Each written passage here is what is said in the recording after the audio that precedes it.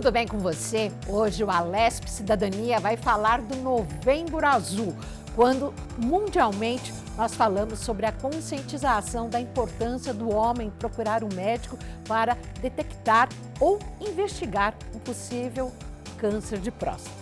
Para falar sobre esse assunto, nós temos o prazer de receber aqui em nossos estúdios o oncologista, o Dr. Rafael Abduch, que é oncologista do Hospital Edmundo Vasconcelos, também da Oncoclínicas. Tudo bem, doutor Edmundo? Obrigada por participar aqui deste evento tão importante quando iniciamos Novembro Azul aqui na Alesp. Obrigado, Renata. Eu agradeço a oportunidade de poder explicar um pouquinho para a audiência sobre a importância desse mês, desse evento para a gente. Doutor Rafael, qual que é a incidência do câncer de próstata mundialmente e também aqui no Brasil? A gente tem os dados do INCA, que são os mais atualizados no Brasil, que a gente tem, eles são dados trienais. Então, os últimos dados de 2022 mostraram que cerca de 70 mil diagnósticos de câncer de próstata foram realizados no Brasil.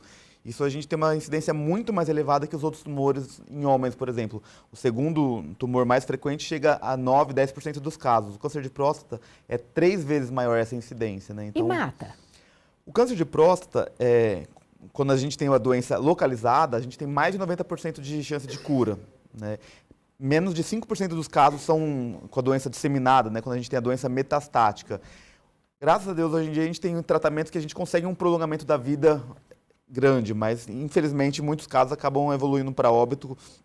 A gente tem aumentado a sobrevida global desses pacientes, mas muitos acabam, tendo um desfecho que a gente não gostaria. E para chamar a atenção do nosso público, há uma faixa etária onde o câncer de próstata aparece mais? Como é preciso fazer esses exames preventivos? Sim, a gente tem a incidência do câncer de próstata muito relacionada ao envelhecimento, né? Assim, o principal fator de risco para o câncer de próstata é a idade. Então, acima dos 65 anos de idade, essa incidência aumenta muito, né? Porém, a gente temos dados que mostram que a partir dos 50 anos de idade já é importante o rastreio, né? Ou pelo menos você estar com acompanhamento médico anual, porque já começa a ter um aumento da incidência e a nossa ideia sempre é fazer a prevenção, né? Ter um diagnóstico precoce.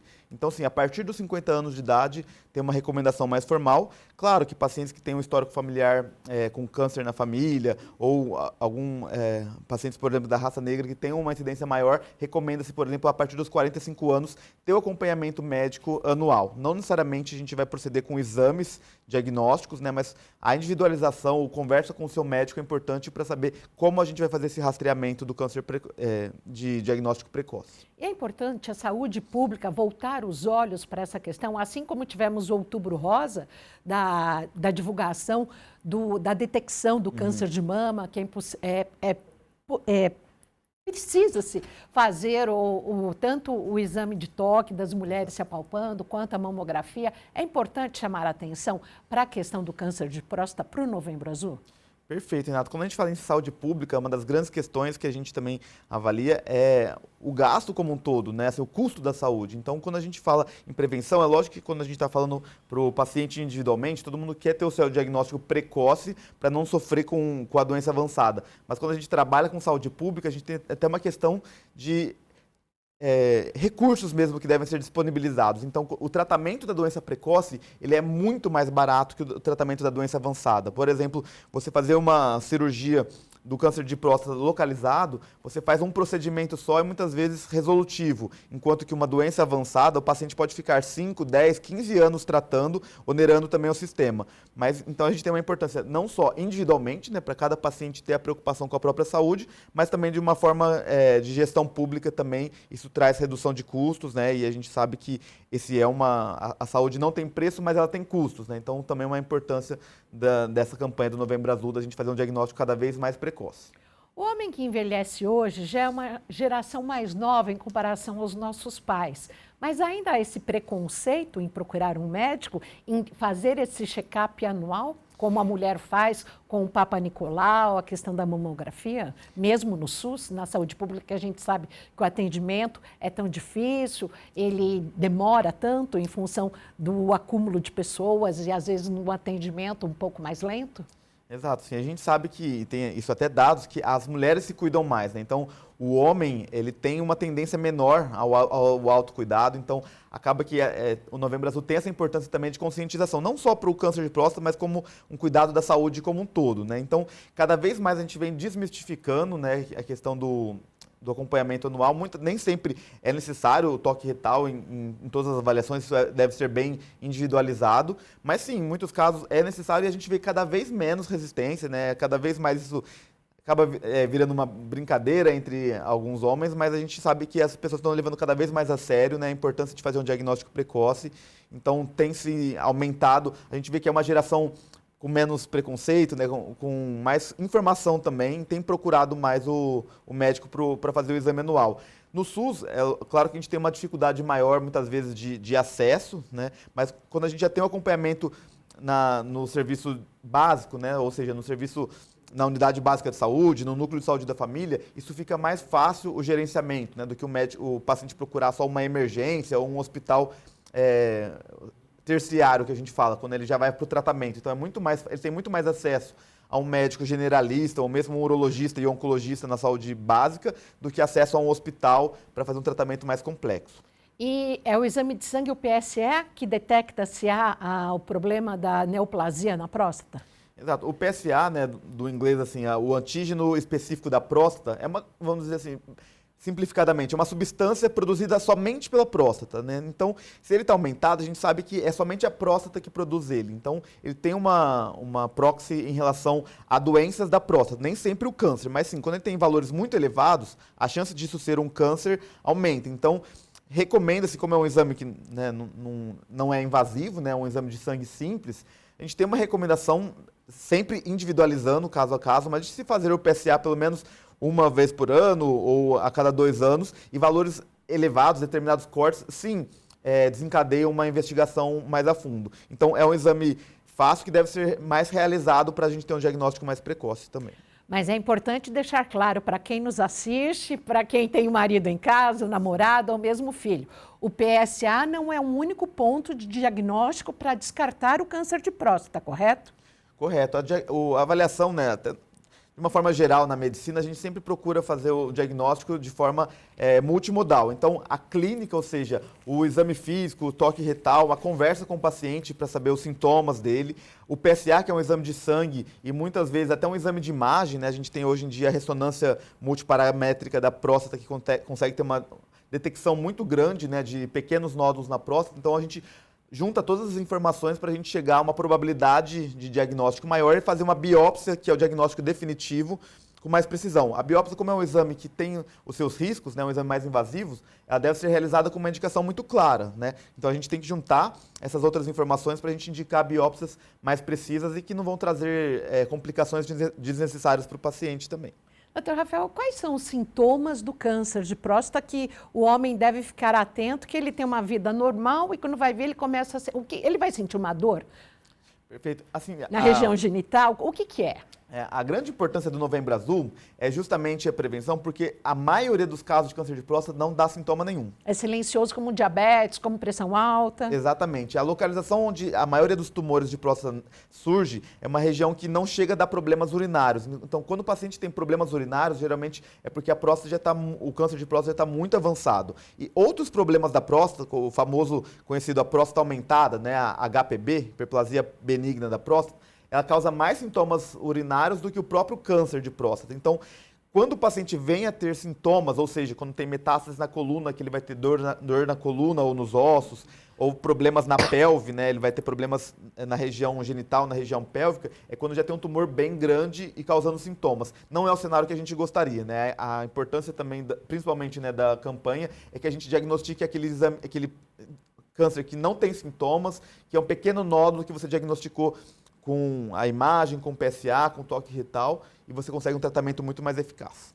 Mas então, só repete os sintomas. A questão do urinar frequentemente, que também pode ser confundido com diabetes ou não, por favor. Perfeito. Só explica melhor isso para quem está nos assistindo. Com certeza. Assim, não é sempre, mas quando tem os sintomas urinários, os principais sintomas são o jato fraco, né, o jato urinário é menor do que o habitual daquele paciente, ele não consegue esvaziar a bexiga completamente, então ele tem que ir várias vezes ao banheiro, muitas vezes à noite, né? À noite, geralmente, o normal é que o paciente não acorde para urinar, mas quando o paciente tem necessidade de ir ao banheiro várias vezes à noite e com gotejamento, né? Então são sintomas de que tem algo comprimindo a via urinária e muitas vezes pode ser um câncer de próstata. Urinar com sangue também? É muito raro, mas casos avançados a gente tem uma frequência muito mais baixa que outros, assim. Confesso que é a minoria dos casos, mas é possível.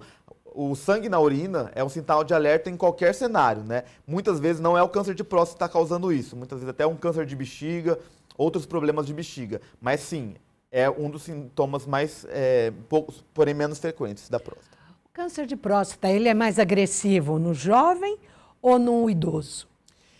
O câncer de próstata, ele tem uma classificação intrínseca dele, né? Você pode ter o câncer de próstata agressivo tanto do idoso quanto do jovem. Em geral, os pacientes mais jovens tendem a ter um tumor mais agressivo, porque a gente pensa que não são... tem algum componente, seja genético ou molecular, que desencadeou uma proliferação anormal das células. O paciente mais idoso, quando ele tem o câncer de próstata, geralmente é aquele tumor mais relacionado ao envelhecimento, à perda de alguns controles celulares, então tende a ser mais indolente. Porém, a gente tem uma classificação que a gente chama de Gleason, né, que a gente pode ter um Gleason baixo, mesmo no paciente mais jovem, e um Gleason alto, que é um tumor mais agressivo, mesmo no paciente idoso. Então, é muito importante, após o diagnóstico, fazer essa estratificação. Qual é o grau do câncer de próstata que aquele paciente tem? Porque isso vai guiar também o tratamento nosso, independente da idade. Se o senhor me permite, e vocês também que nos assistem, eu gostaria de destacar, o meu pai foi constatado com câncer de próstata, até porque teve uma grande depressão, não quis ir a médico, fazia o check-up direitinho enquanto trabalhava. Quando aposentou, pendurou tudo, caiu em depressão e não quis mais visitar médico e constatou-se câncer de próstata, acho que uns 72 anos, 74 anos. Ele não morreu disso, morreu com 89 anos e aí passou a tomar uma injeção mensal, que acho que era para baixar os hormônios. Conta pra gente como que é isso. Perfeito. Assim, o grande combustível do câncer de próstata é a testosterona, né? Praticamente todos os tumores de próstata eles têm receptores de androgênios, né, de testosterona, então é como se fosse o combustível dele.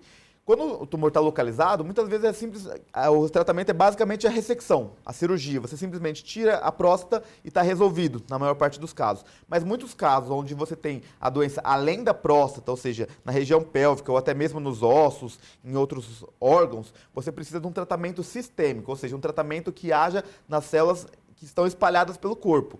Como as células elas têm o receptor do androgênio, o receptor de testosterona, a ideia do tratamento é bloquear totalmente a testosterona no homem, para que ele não tenha esse combustível para as células. E na grande maioria das vezes, você tirando esse combustível, você tem uma queda do PSA que reflete uma diminuição das células e até um controle do câncer. Como se fosse um corpo de bebê, né? Que teria muito baixo hormônio, é isso? Exato, assim, você tira o combustível, então aquelas células elas ficam sem combustível para se proliferar, para crescer, né? Você simplesmente tem uma parada na maquinaria celular do câncer e muitas células morrem ou ficam dormentes, né? E a gente consegue esse controle muitas vezes por muitos anos, né? Como foi o caso do seu pai, teve um controle ótimo, né? E o que a gente quer na maioria dos pacientes? Que eles venham a falecer com o câncer e não do câncer. Sim, com certeza. Agora eu gostaria que o senhor falasse para todo o nosso público, nossa audiência, multiplataforma, quais são os tratamentos mais modernos hoje para o câncer de próstata? Perfeito. A gente tem uma necessidade de estratificação do paciente para a gente guiar o tratamento. Como eu falei, quando a doença é localizada, o principal tratamento é a cirurgia. E o que a gente tem de mais moderno hoje é a cirurgia robótica, né? Hoje em dia, com a cirurgia robótica, os urologistas conseguem ótimas taxas de cirurgia sem que o paciente fique com impotência sexual ou que ele fique com incontinência urinária ou mesmo outros problemas de infecção pós-operatória, né? Então, para a doença localizada, a gente tem essa questão da cirurgia robótica, né, que é o mais indicado. Para doença ainda localizada, mas com invasões mais locais ainda, você tem a possibilidade de fazer uma radioterapia junto com o hormônio. Então, esse hormônio que eu comentei, você pode fazer ele para ajudar no tratamento com a radioterapia e muitas vezes você combina comprimidos, que são comprimidos que ajudam a gente a tirar ainda mais hormônio, né? A injeção, ela bloqueia de forma central a produção de testosterona, mas a gente sabe que tem outras partes do nosso corpo que convertem outros hormônios em testosterona. Então, quando a gente faz um bloqueio central e periférico por meio de comprimidos, é o que a gente tem de melhor hoje na oncologia para o controle total das células cancerígenas. Imunoterapia também seria utilizada nesse caso? Para casos muito específicos, né? A gente tem cerca de 2 a 3% dos casos de câncer de próstata metastáticos, ou seja, avançados, que eles têm uma alteração molecular, ou seja, eles têm uma alteração no gene das células que são mais propensos a responder à imunoterapia. Então, infelizmente, a imunoterapia só age bem em cerca de 2 a 3% dos casos. Mas sim, como é muito prevalente o câncer de próstata, a gente recomenda que em todos os pacientes metastáticos eles façam esse teste. Então, procure o seu oncologista para fazer esse teste e ver se é o caso de usar a imunoterapia. Nos casos que a gente teve que tinham essas alterações, a gente chama de instabilidade microsatélite, e a gente usou a imunoterapia, o paciente teve uma redução drástica do câncer e ele ficou livre de outros tratamentos, né? Então, sim, é muito raro, mas tem que ser buscada essa alteração para a gente conseguir esse tratamento também. Eu destaco que aqui bem próximo da Alesp, da Assembleia Legislativa de São Paulo, nós estamos aqui na região sul de São Paulo, próximo ao Parque Ibirapuera, nós temos a pouco mais de 2 quilômetros o Hospital do Homem, né? Que foi inaugurado ali na Avenida Brigadeiro Luiz Antônio, que é um hospital estadual, que é todo voltado ao SUS, ao atendimento público, e lá são realizados verdadeiros mutirões para que os filhos levem os pais, né? Porque a gente sabe que o homem é preguiçoso, o homem foge, então por isso também a importância do Novembro Azul, né? Exatamente, eu sempre bato muito nessa tecla no Novembro Azul, né? O homem não tem o autocuidado, que muitas vezes a mulher tem, a gente vê até nas consultas. É, porque a mulher tem por causa da gestação, de cuidar dos filhos, da questão da procriação, e o homem não, né? Exatamente, então muitas vezes é a filha que leva o pai, é o filho, é a esposa, ou muitas vezes até, em alguns casos, a mãe que leva o filho, né? A neta, o neto, então... A importância do Novembro Azul é conscientizar do autocuidado, buscar o cuidado médico, e aí a gente entra com todas essas técnicas que a gente comentou, para um diagnóstico precoce e um tratamento muito mais resolutivo. Agora, eu gostaria de destacar também que aqui na casa e no estado de São Paulo, nós temos a Lei 9.824, regulamentada por um decreto de 99, que assegura que a rede pública de saúde em todo o estado de São Paulo realize gratuitamente os exames de prevenção ao câncer de próstata por meio do SUS. E o que o senhor acha desses mutirões que acontecem e como é que fica o consultório do urologista e do oncologista no final do ano? Como a gente estava conversando até mais cedo, geralmente em novembro, de fato, acontece uma procura maior, né? Porque é uma campanha muito bem feita por todos os setores da sociedade, né? Então, há sim essa conscientização e muitas vezes, com o paciente procurando o cuidado médico em novembro, acaba ficando um pouco mais cheias as agendas, mas de fato os serviços tendem a se preparar um pouco, já sabendo que vem essa demanda um pouco maior, então o aumento de agendas, muitas vezes os mutirões acabam conseguindo fazer exames e atendimentos aos finais de semana também, em horários extras, então é possível, né, absorver toda essa demanda e muitas vezes para nós oncologistas acaba que os próximos meses acabam tendo, os diagnósticos são feitos muitas vezes, né, então o rastreio é para aquele paciente que ainda não sabe que tem um diagnóstico, quando o diagnóstico é feito, aí sim esse paciente acaba sendo encaminhado para a gente, mas não é um problema, essa alta demanda não é um problema, né? Justamente a gente quer fazer um diagnóstico precoce. Então, em geral, a gente acaba não tendo problemas com esse alto fluxo. Ele é muito bem-vindo, né, na verdade. Vale explicar para quem está em casa que não tem familiaridade, assim como a ginecologista é que cuida da saúde feminina, nós temos o urologista que cuida não só do aparelho reprodutor masculino, mas também das vias urinárias, inclusive femininas, Exato. E também temos o oncologista que é quem cuida dos casos de câncer, correto? Corretamente, né? O oncologista fica com a parte do paciente que já tem o diagnóstico, né? Então, muitas vezes, essa conversa do oncologista com o urologista é essencial para um tratamento correto, né? Hoje em dia, cada vez mais a gente tem reuniões multidisciplinares que a gente necessita da visão do cirurgião e do clínico, né? O oncologista, ele não faz cirurgia, ele é um clínico, então a junção, né, de tratamentos muitas vezes hormonais, com a radioterapia e ou a cirurgia, é o melhor tratamento que a gente tem para disponibilizar para os pacientes. Um trabalho humanizado hoje é vital? Com certeza. A gente vê na cara dos pacientes que muitas vezes não é nem o tratamento melhor, a melhor técnica, ele quer um cuidado, né? Ele quer pessoas que estejam ali com ele, né? Ele quer pessoas que tenham empatia por aquele momento que ele está vivendo. Então, com certeza, a técnica e o melhor tratamento, isso é o mínimo necessário, né? Isso aí a gente já é pressuposto que isso vai ser entregue, mas o paciente não só quer, como necessita algo a mais, né? Necessita que a gente tenha empatia por aquele momento, que a gente abrace mesmo. O câncer, ele não é uma doença do indivíduo, ele é uma doença da família, do entorno do paciente. Então, muitas vezes, esse acolhimento, entender quem é o paciente, é mais importante muitas vezes para ele do que o próprio tratamento. Por isso que nem sempre é uma conversa só técnica, né? É uma conversa para a gente saber quem é aquele paciente, o que ele faz, quais os valores dele. Isso muitas vezes impacta se a gente vai ser mais agressivo ou não no tratamento, ou até qual modalidade de tratamento a gente vai utilizar. Muitas vezes já tive pacientes que a gente mudou drasticamente o tratamento por questões de valores ou questões pessoais do paciente. Então, é importante o médico conhecer bem com quem ele está lidando, né? Dá para evitar o câncer de próstata? Porque quando a gente fala em câncer do pulmão, que a gente sabe, inclusive nós recebemos a doutora Sandra Marques, que é da área da Coordenadoria de Prevenção ao Tabaco da Secretaria de Estado, diz que o câncer do pulmão é um dos que mais atingem as pessoas em função do cigarro. Se a pessoa não fuma, a probabilidade de ela ter câncer de pulmão é muito menor. E o câncer de próstata? Pois é, Renato, como eu comentei assim, o principal fator de risco é o envelhecimento, né? E esse é um fator que a gente não modificável, né? Não tem como a gente e mudar um país longevo? Exatamente, as pessoas mais longevas vão acabar tendo mais diagnóstico. Então, esse é o principal fator de risco não modificável. O que a gente consegue modificar é como vamos envelhecer, né? Então, a gente já tem estudos mostrando que o homem que pratica, não é sedentário, né, que ele não tem outras comorbidades como hipertensão, diabetes, obesidade, ele pode muitas vezes vir a ter o diagnóstico conforme o envelhecimento, mas ele tem uma saúde melhor para a gente tratar. A gente sabe que para ser submetido a uma cirurgia, para ser submetido a um tratamento muitas vezes agressivo, a comorbidade, ou seja, as outras doenças que o paciente tem, importam muito, né? Então, com certeza, muitas vezes a gente não consegue evitar o diagnóstico, mas a gente consegue fazer um tratamento mais eficaz, mantendo melhor a qualidade de vida.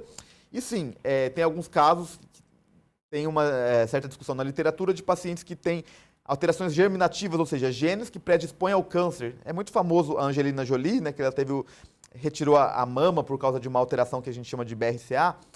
Já existe, os homens também podem ter essa alteração que também predispõe ao câncer de próstata.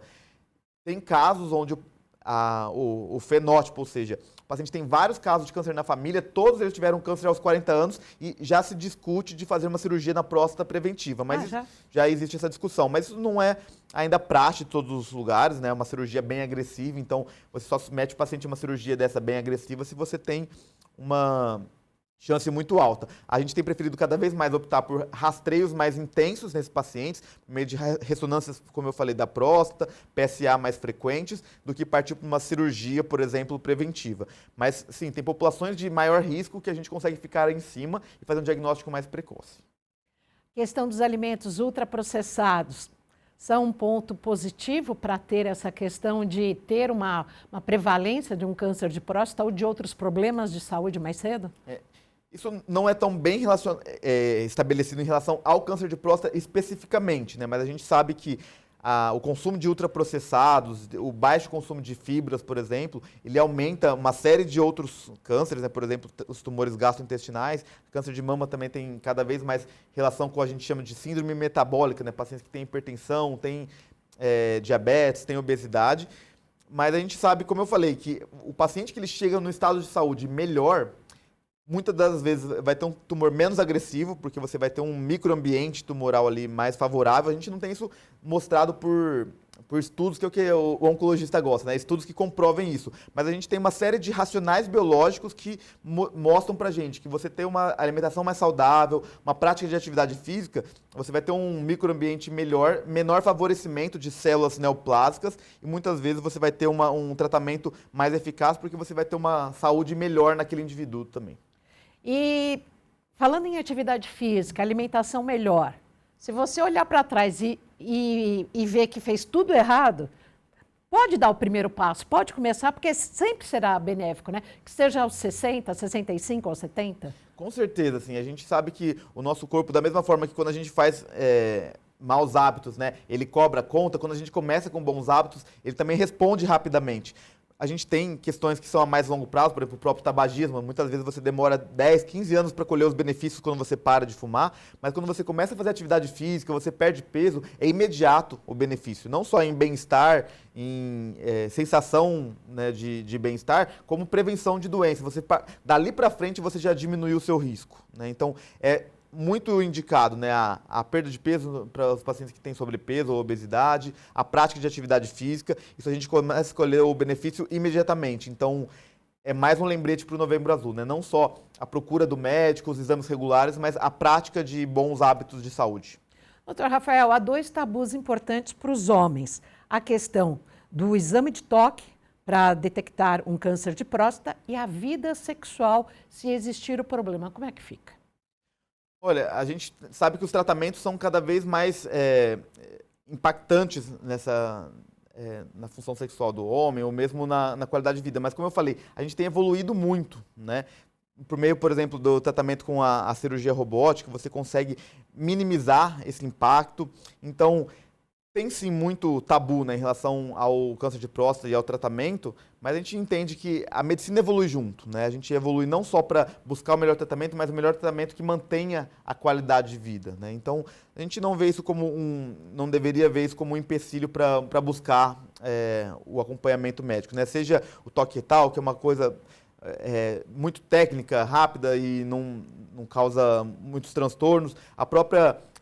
Durante o tratamento do câncer de próstata, você consegue muitas vezes ter preservação da vida sexual. A gente tem estudos mostrando cada vez mais a não utilização desse bloqueio central, né, que quando você perde totalmente a testosterona, mas bloqueadores periféricos que você consegue tratar o câncer mantendo uma qualidade de vida. Então, tem sim uma preocupação, né, com qualidade de vida, mesmo nos estudos. Então, a gente não vê isso como um empecilho. As coisas não são dicotômicas, né, assim, ou saúde ou qualidade de vida. Pelo contrário, né, elas andam juntas, né? A gente só tem saúde se a gente tem qualidade de vida também. E a saúde sexual também está relacionada com isso. E quem tem câncer de próstata consegue procriar depois?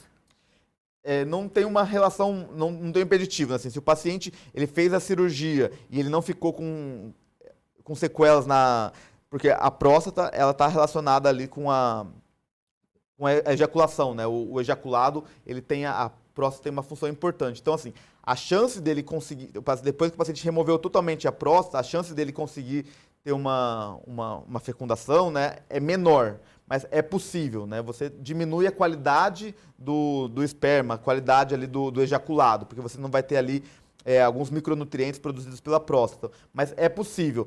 Em geral, os pacientes têm mais de 50 anos que diagnosticam, né? E na maioria das casos, 60, 70. Então, juntando a cirurgia com essa dificuldade, mesmo pela idade, não é comum a gente ver pacientes que tenham tido filhos depois do tratamento, tá? Mas não é que o tratamento, você pode ter uma radioterapia, por exemplo, que ela não age dessa forma de prejudicar o ejaculado, que não impactaria na fertilização. Mas não é algo que a gente vê na prática. Doutor Rafael, para encerrar, eu gostaria que o senhor fizesse um alerta e chamasse a atenção de todo o nosso público em relação aos medicamentos que são vendidos na internet, em programas de televisão, que falam que ou reduzem ou evitam o problema. É muito comum. Hoje em dia a gente vê até em sites da internet, né, as pessoas buscando isso e geralmente... Inclusive com inteligência artificial, utilizando pessoas como o Dr. Drauzio Varela vendendo medicamento. Exatamente, né, os deepfake que eles estão chamando agora. Você tem alguns sinais de alerta, por exemplo, quando você tem remédios que tratam tudo, né, tem remédios que tratam desde o câncer até diabetes, asma.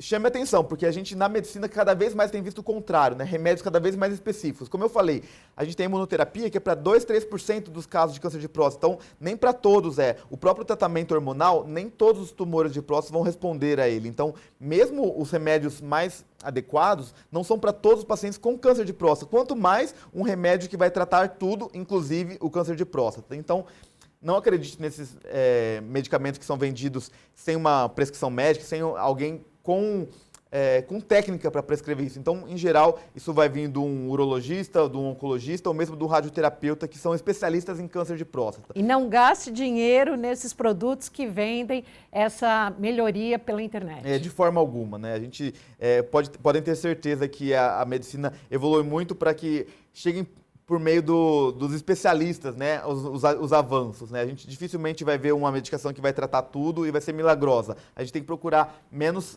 soluções mágicas, né? Mais técnica e quem está especializado no assunto. É picaretagem pura, né? Picaretagem pura.